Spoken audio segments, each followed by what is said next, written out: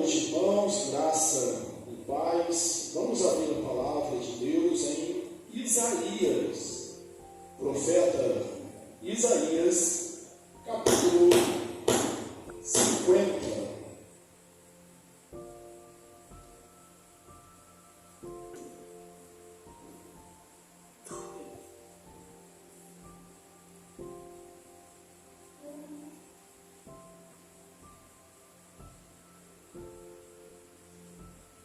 Isaías, capítulo 50, à medida que os irmãos forem encontrando o texto, eu os convido a se colocar em pé e reverência a palavra de Deus.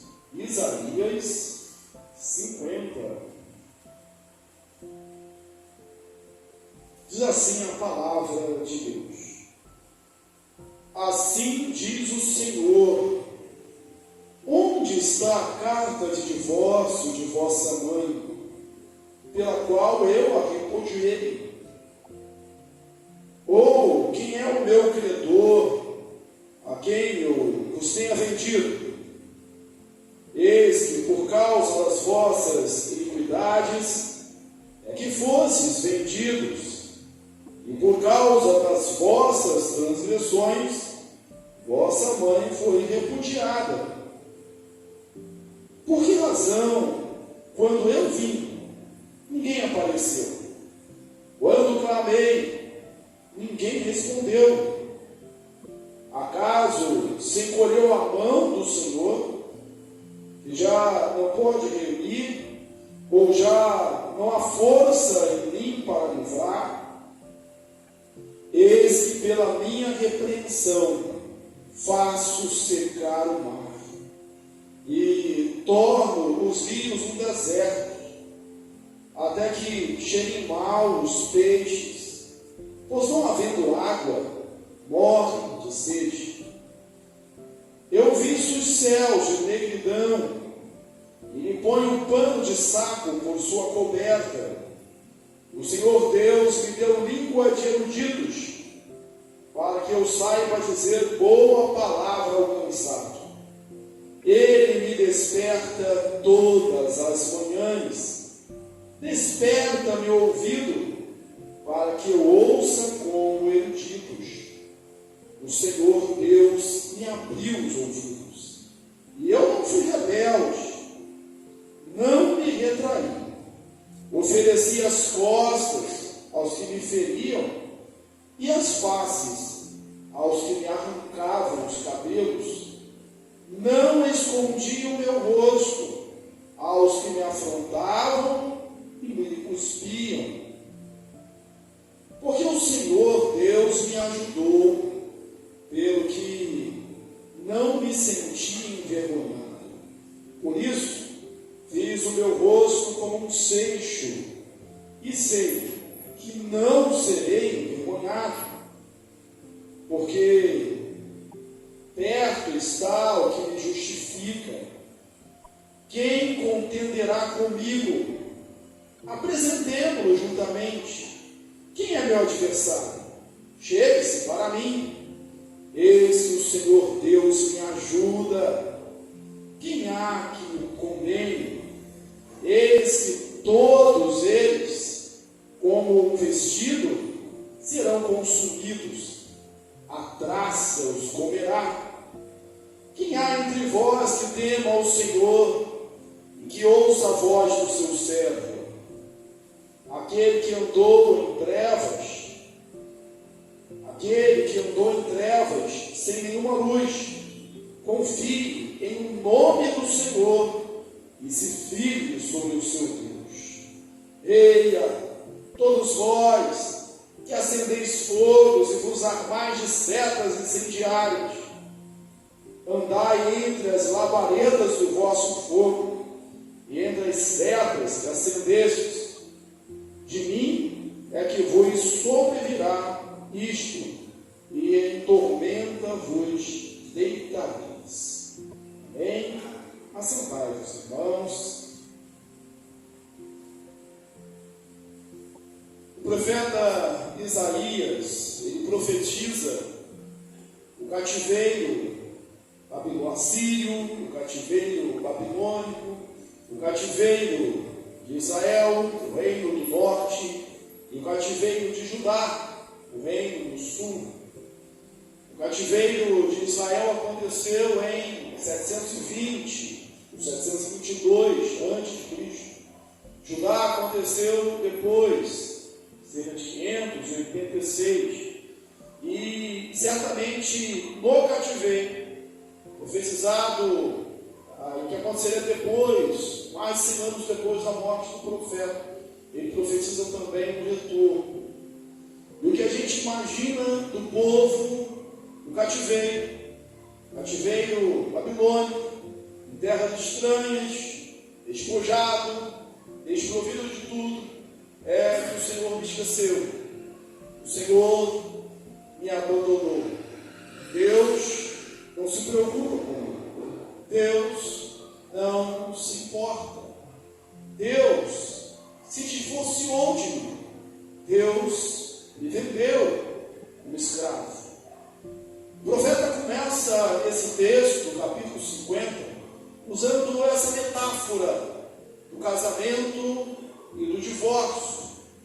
Quando a gente entende que uma coisa está bem unida, que há bastante harmonia, normalmente a gente diz isso: casou bem.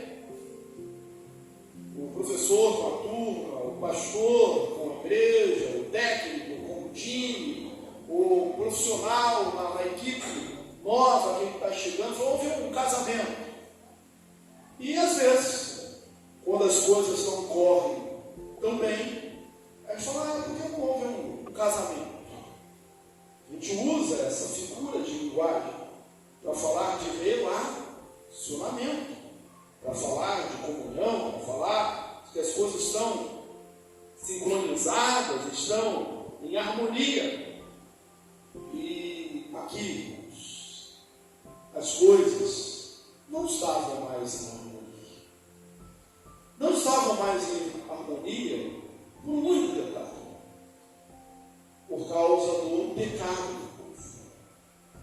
Se você, um pouco mais à frente, no livro do profeta Isaías, no capítulo 59, ele vai dizer: as minhas mãos estão colhidas, meus ouvidos não estão surdos, mas as vossas iniquidades fazem separação entre vós e o vosso Deus. Mas a metáfora com que ele começa o texto, ela é rica, instrutiva e, o mais importante, ela é consoladora, porque traz ao povo e traz a nós também uma mensagem de esperança. Ele pergunta: onde está a carta de divórcio da sua mãe? A mãe aqui é Sião, tipificando Israel. Onde está a carta de divórcio da sua mãe?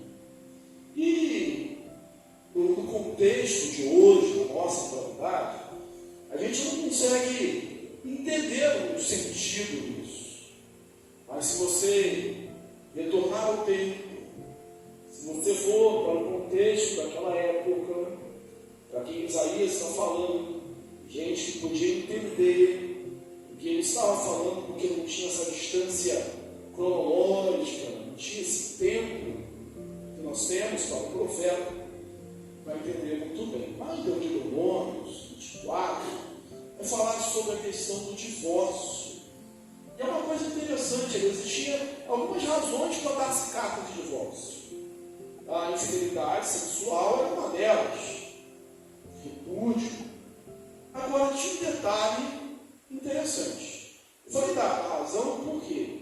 Porque Deus tinha todos os motivos para dar carta de divórcio. Esse povo é um povo infiel, esse é um povo que não me adora, esse povo é um povo que se prostitui cultualmente através da idolatria. Esse povo não é fiel a mim, o seu Deus que tirou da terra do Egito. Se não é fiel a Deus, então teria todos os motivos para dar uma carta de divórcio, para se separar, para repudiar, para afastar, para lançar fora, jogar fora esse povo. Mas Deus não fez. E ele está perguntando: onde é está a carta de divórcio da sua mãe. Mostra. Voltando lá à lei, texto do Deuteronômio, havia um detalhe interessante também.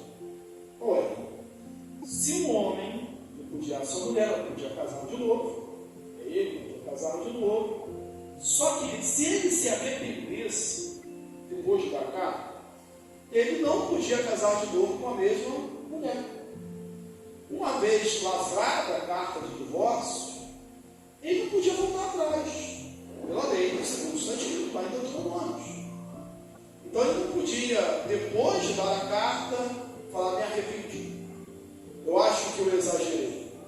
Afinal de contas, todo mundo erra. E eu quero voltar a ter essa mesma mulher. Pela lei, ele era impedido de fazer isso. Não podia. É o que Deus está falando. Olha, onde está a carta de divórcio do rei? Eu te desafio a mostrar essa carta de divórcio.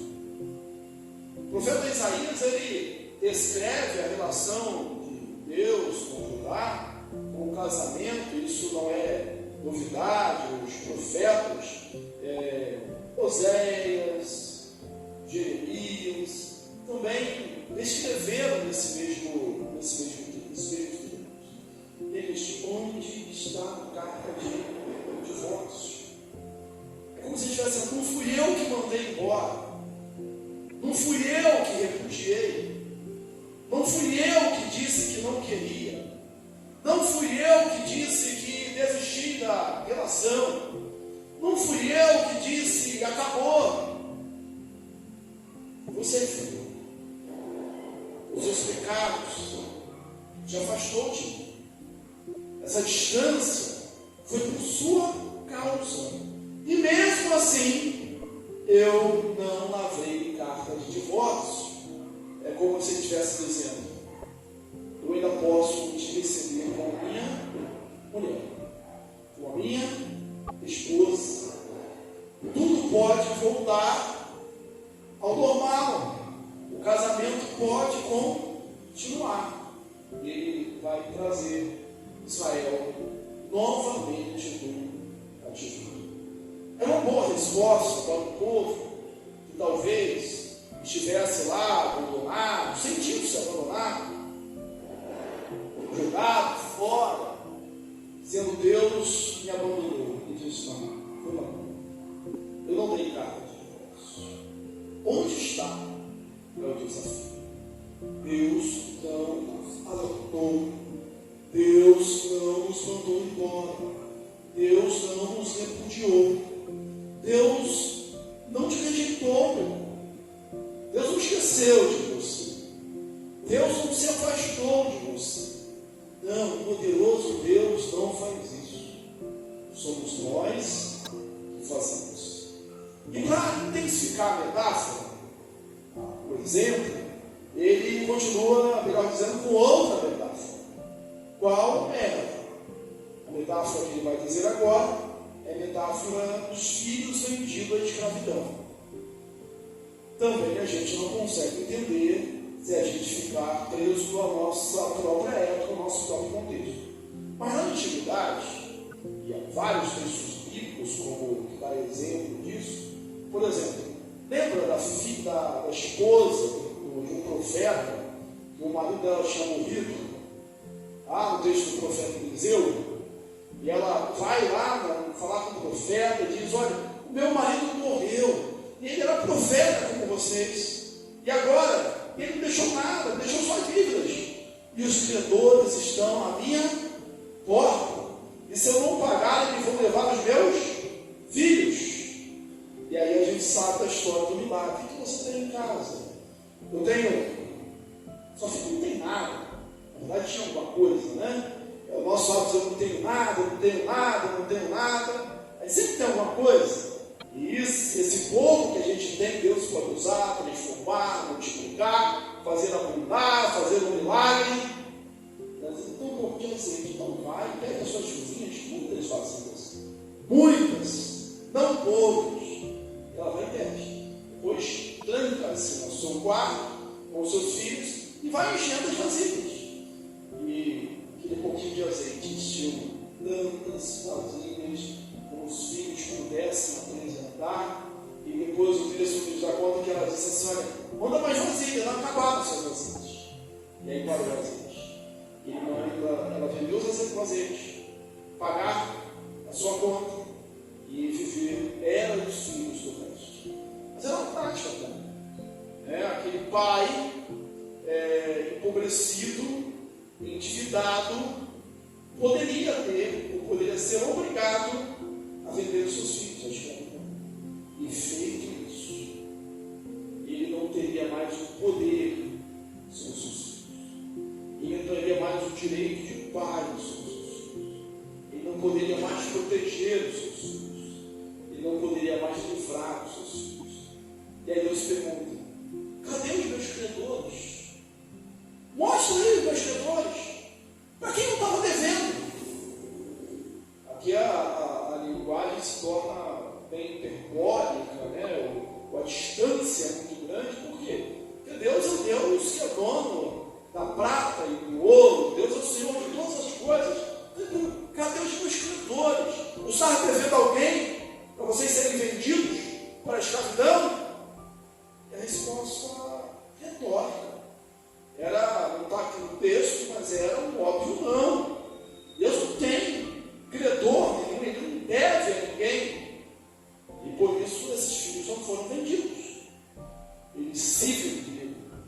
Eles se escravizaram por causa dos seus próprios pecados, pelo seu próprio distanciamento de Deus. Deus pode, Deus quer, e Deus vai resgatar a sua esposa, resgatar os seus filhos. A esposa e os filhos aqui é o mesmo Israel, e trazê-los de novo para um relacionamento de intimidade, de proximidade, de comunhão com Ele, porque é isso que Deus quer.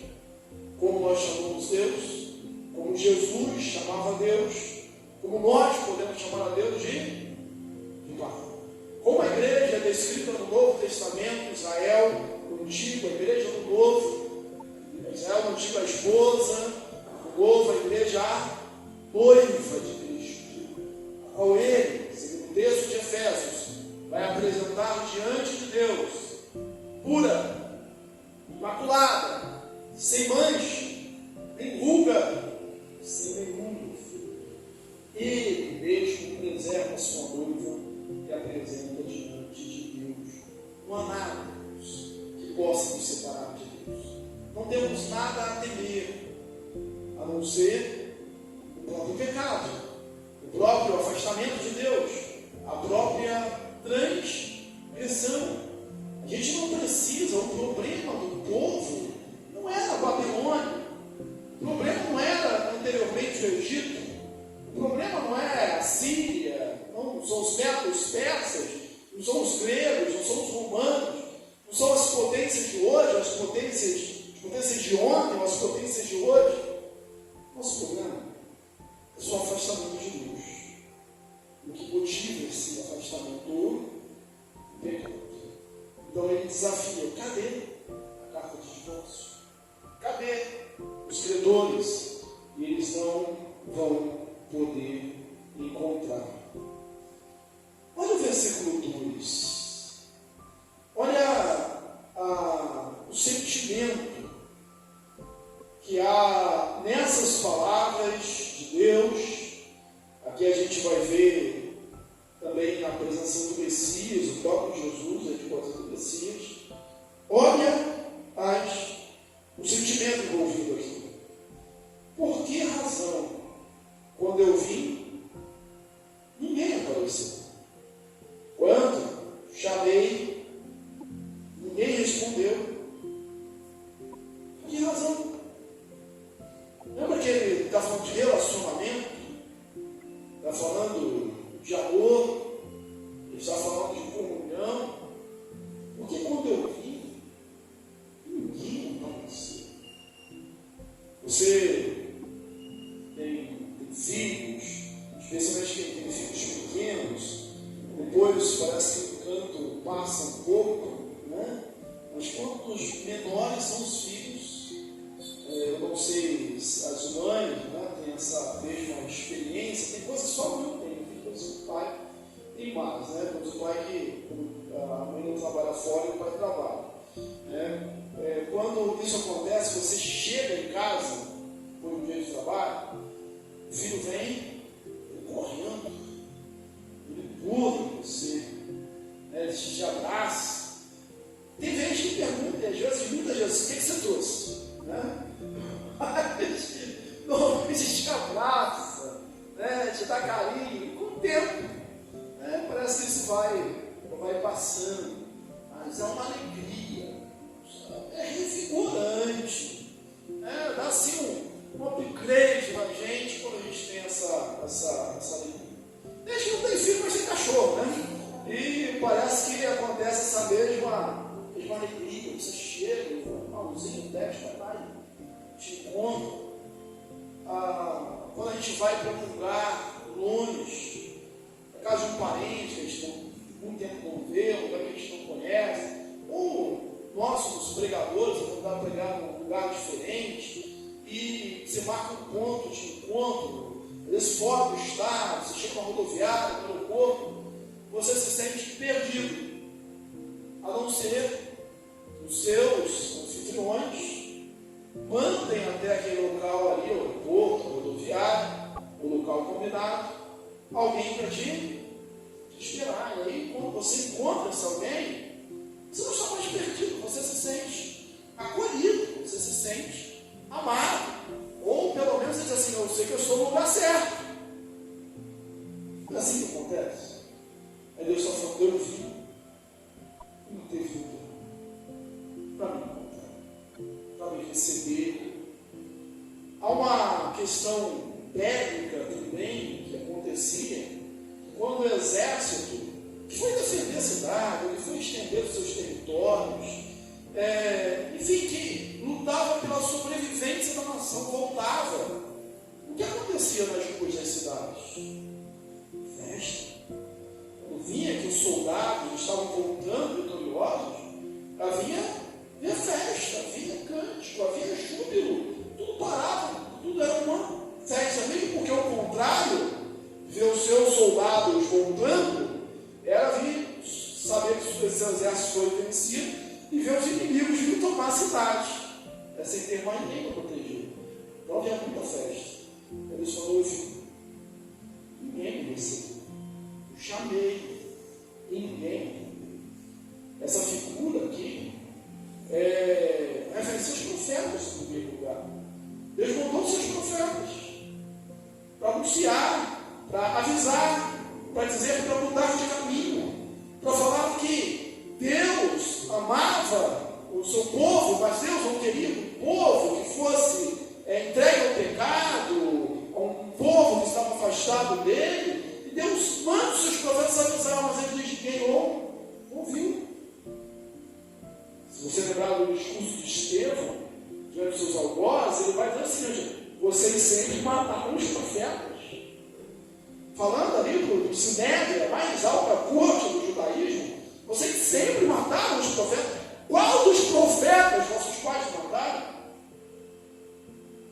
Então Deus está chamando, Deus está vindo, Deus está falando. Deus está dizendo: quem ouve, quem vem ao encontro, ninguém escuta. Quando eles enteram o seu problema, o tamanho do seu problema, e há uma frase de efeito que as pessoas usam: olha, diga para Deus o tamanho do seu problema, diga o seu problema, o tamanho do seu Deus. Isso é bom mesmo, porque o nosso Deus é imensurável. O meu problema pode ser grande, mas não é imensurável, não é infinito. Ele tem data para acabar. O tempo de Deus. Há uma música, uma canção que diz assim que o gigante é bem menor do que a mão de Deus. E aí Deus fala para esse povo: por acaso, encolheu a minha mão para que eu não possa salvar? Sabe o minha mão ficou menor? Será que eu perdi o meu poder? Será? E a resposta é não.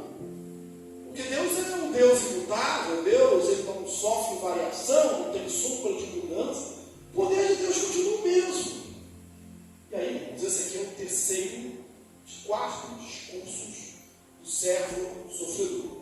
E aí vai começar a falar como o servo sofredor estivesse falando, como Jesus estivesse falando, estivesse discursando, e vai mostrando que ele, Jesus, vai sofrer por nossa causa, por minha causa.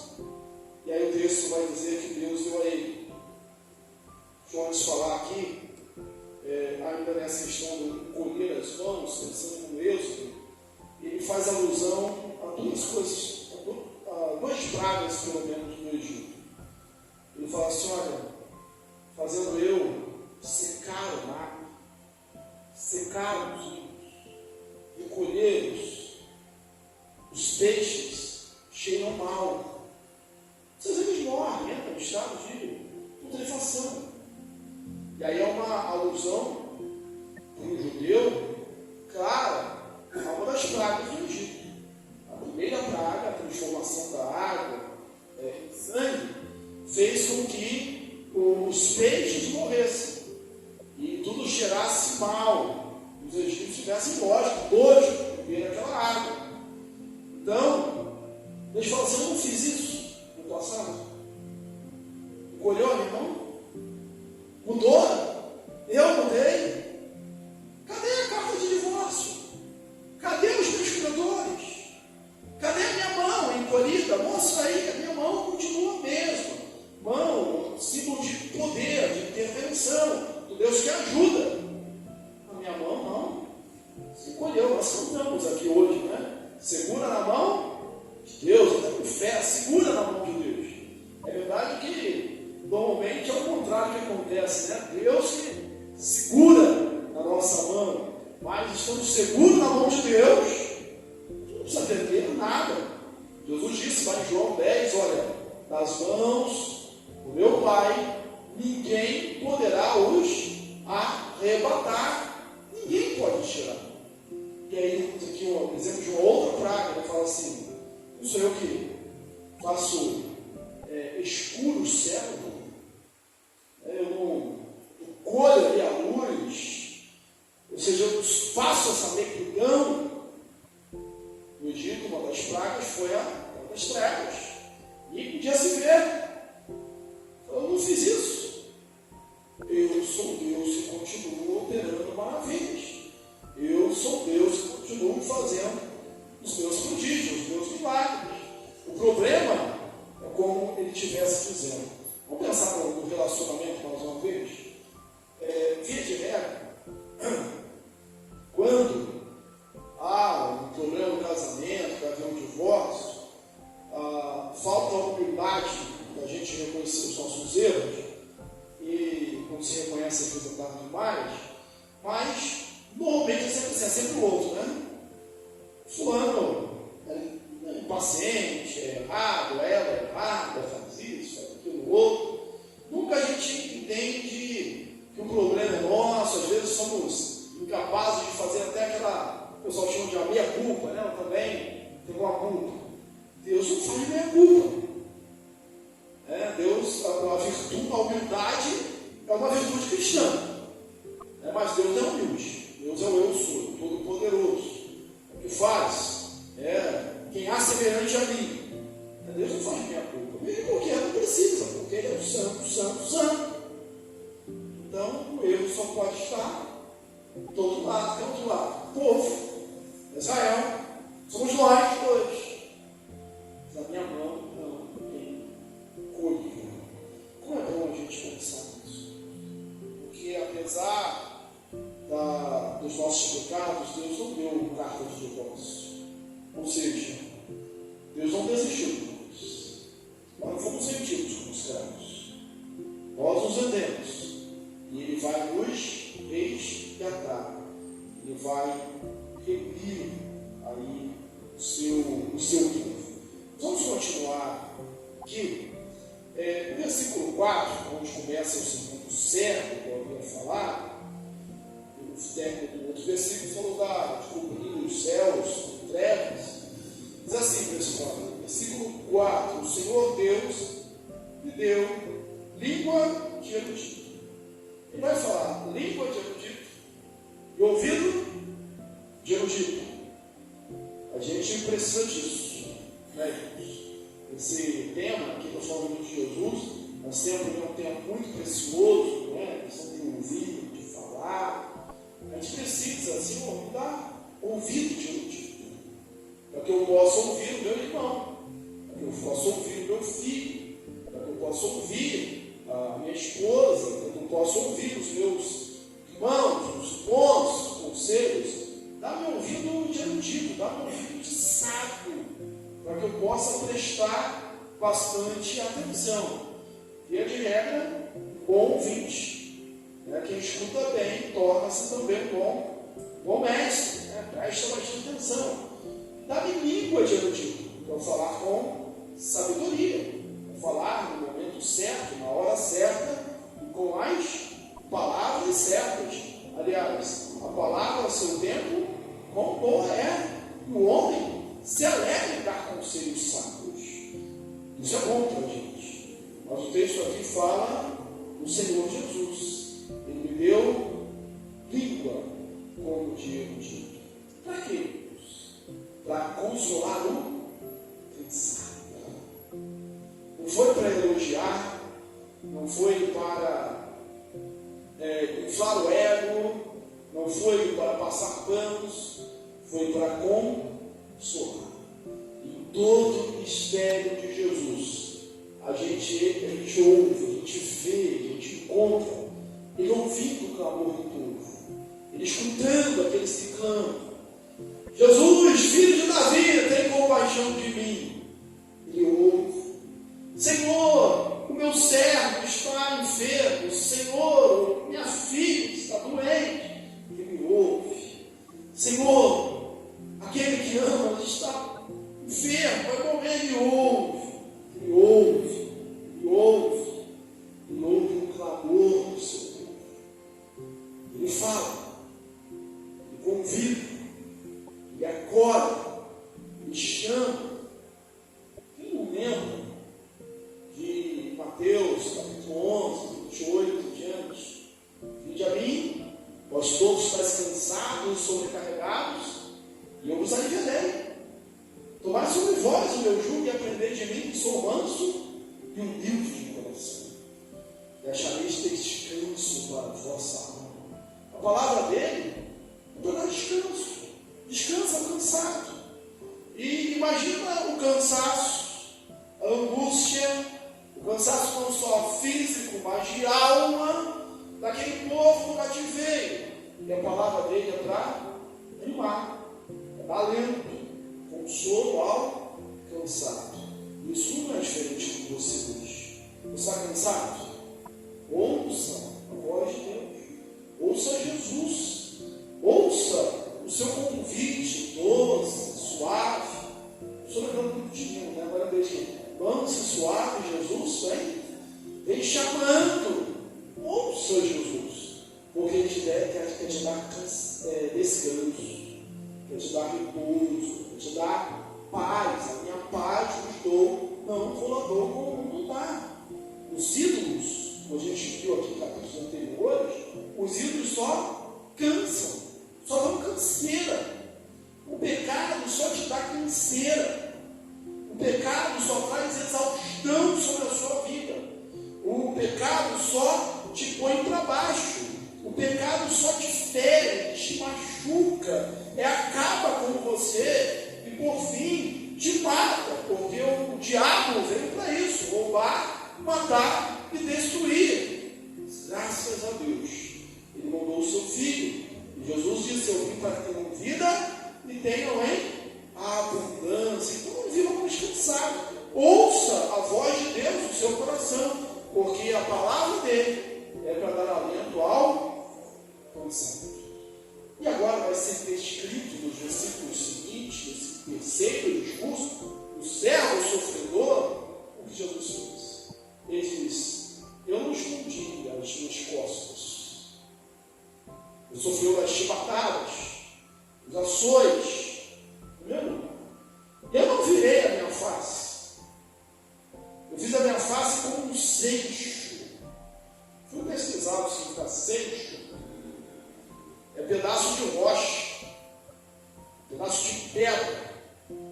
Então, quando ele fala, eu fiz o meu rosto como um cesto, meu rosto ficou duro. Assim eu não mexi. Eu aguentei a afronta, os paradas, os burros, as pancadas, por amor a você. Eu não fugi daqueles que me arrancavam as barbas, os cabelos. No Novo Testamento a gente não vê essa figura de arrancando-se as barbas de Jesus, mas arrancar as barbas era um grande sinal de afronta, vergonha, de opróbrio. E o servo está dizendo assim: olha, eu não me recusei a passar por nenhuma vergonha, por nenhum opróbrio por sua causa. Tanto é que a morte, ele morreu, foi morte de cruz. Paulo enfatiza isso em Filipenses 2, a partir do versículo 5, quando diz: tendo em vós o mesmo sentimento que houve também em Jesus, que subsistindo em forma de Deus, não julgou como usurpação ser igual a Deus, antes a si mesmo se humilhou, reconhecido figura humana, sofreu morte de cruz. Foi para dizer, não foi porque a morte, foi morte de cruz, porque essa morte era a morte mais vergonhosa. Maldito aquele que for pendurado no madeiro. Hoje a gente olha para a cruz e a gente pensa em bênção, redenção, é símbolo da igreja, é símbolo do cristianismo, mas naquele tempo não era símbolo de maldição. Mas ele pode transformar a maldição em bênção, a morte em vida, as trevas em luz. Ele faz isso. Então ele não se recusou a sofrer nenhuma afronta por nós. Morreu morte de cruz, a morte que era dos criminosos, dos bandidos. Morreu morte de cruz. Ele diz, convida aqueles que estavam nas trevas para vir para a luz. O versículo 6 vai falar disso que eu acabei de dizer aqui. Eu ofereci as minhas costas, fiz o meu rosto como cesto, mas ele não desanimou. Por que não desanimou? Olha o versículo 7. Porque o Senhor Deus me ajudou. Por isso não me senti envergonhado. Depois repete o versículo 8. Perto está o que me justifica. O Senhor é quem me ajuda. Isso se repete aqui no texto. O mesmo Jesus, dentre as suas 7 palavras da cruz, ele diz: Eli, Eli, lama sabachthani, Deus meu, por que me desamparaste? Ele diz também assim no final. Depois, Pai, em tuas mãos entrego o meu espírito. Então há acolhida, há conforto. Deus está sempre perto. Como Jesus, irmãos, a gente pode enfrentar as lutas da nossa vida. Se você quiser falar cruz, né? Jesus falou para quem quiser vir após mim, negue-se a si mesmo, tome a sua cruz e siga. Então nós temos as nossas cruzes, digamos assim, nossas lutas, nossos problemas, nossos desafios, às vezes sérios, às vezes doloridos, humilhantes, ultrajantes. Então, a gente já mudar essa postura. Eu não me desanimei, eu não me retraí, porque perto está o Senhor. Porque o Senhor me ajudou. O Senhor está comigo. É o Senhor que me justifica. Hoje na lição a gente leu aqui Romanos, escola dominical, Romanos 8. Se Deus é por nós, quem será contra nós? Por que eu posso vencer? Por que eu posso enfrentar o que vier? As piores coisas. Porque o Senhor está comigo. A promessa que nós temos não é que não haveriam lutas, tanto é que o que poderá separar-nos do amor de Jesus? Será tribulação, espada, perigo, fome, nudez, coisa do presente, coisa do porvir? Nada. Em todas essas coisas, mesmo nessas coisas, não é porque elas não existem, mas apesar delas, mesmo nelas, nós somos mais do que vencedores por meio daquele que nos amou. perto está o Senhor, perto está o Senhor. Deus é quem nos justifica, é o Senhor que nos justifica. É Cristo Jesus, diz Paulo, que morreu por eles. É quem nos condenará. Não há nenhuma condenação para os que são em Cristo Jesus. Mas sabe qual é o problema? Podia acabar agora, né? Esse é o ápice. Né? Podia acabar, a gente tem progresso, tem que acabar no ápice. Mas o texto não acaba no ápice. O texto acaba com porque as coisas não são assim. O Senhor está perto, o Senhor estende as suas mãos, a mão dele está estendida para salvar, a mão dele não encolheu, ele não deu carta de divórcio, ele não vendeu ninguém, ele não tem nenhum credor, ele enviou Jesus, ele quer restaurar o relacionamento, ele te ama, ele quer você perto dele, ele está perto de você. Perto está o Senhor, perto está o Senhor, perto está o Senhor. Olha como o texto termina. Aqueles que acendem as labaredas, o fogo, as tochas, as suas setas incandescentes, que andem nelas, vão dormir em tribulação, em angústia, em desassossego. Não estou dizendo? Olha, vocês estão nas trevas, né? Só que ao invés de vir para a minha luz, vocês acendem as suas próprias tochas. Vocês pegam as suas setas incandescentes. Então andem no meio delas. E o fim vai ser isso aqui, ó. Vocês vão repousar de mim. Que sobreverá isso, e em tormenta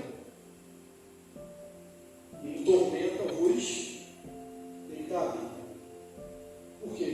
Que você resolveu andar, o povo que resolveu andar pela sua própria luz, através das suas próprias tochas, que salvasse pelo seu próprio braço, pela sua própria força, e não pelo Senhor. Em tormenta a dormir. É melhor fazer o contrário, né? É melhor dizer, graças a Deus, eu estou perto. Senhor, eu aceito a sua mão estendida. Eu quero segurar, né? Fui eu que errei.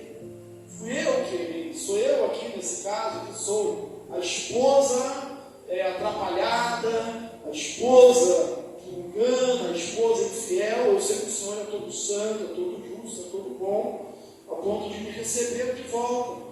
Eu aceito o seu perdão, eu aceito o seu amor, eu aceito a sua mão estendida, eu aceito a sua acolhida, eu aceito a sua palavra de consolo, de conforto, de descanso.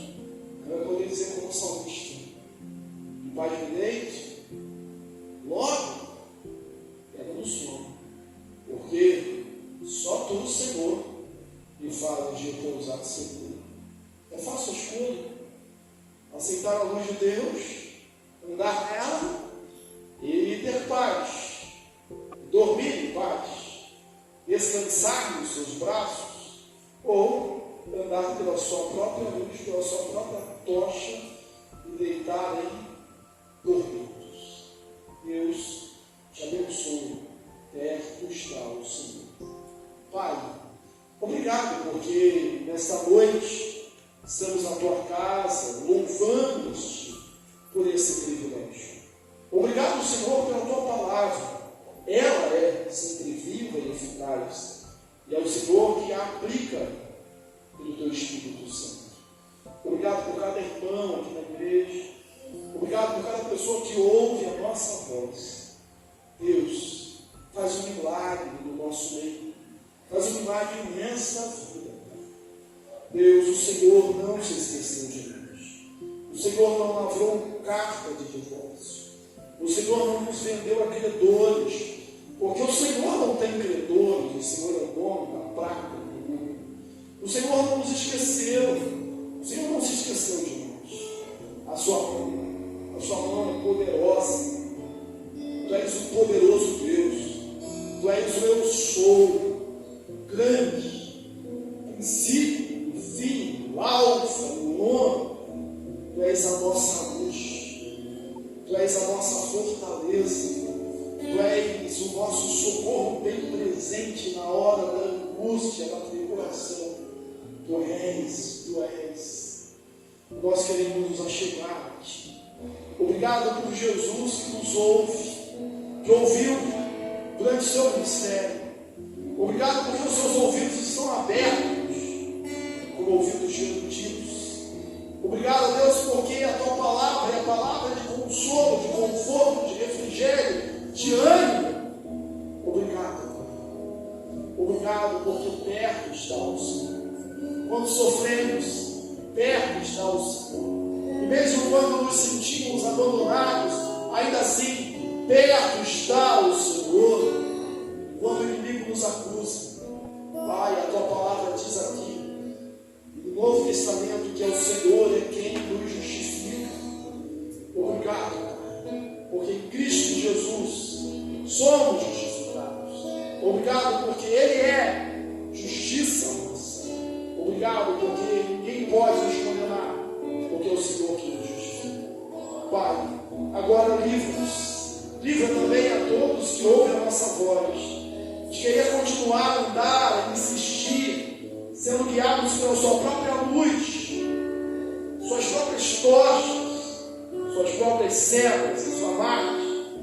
Pai, nós não queremos andar no meio deste fogo estranho. Nós queremos ser guiados pela Tua luz. Por Jesus, que é essa luz, atrai-nos, ó Deus. Chame-nos para o Senhor mesmo. Aviva-nos a alma.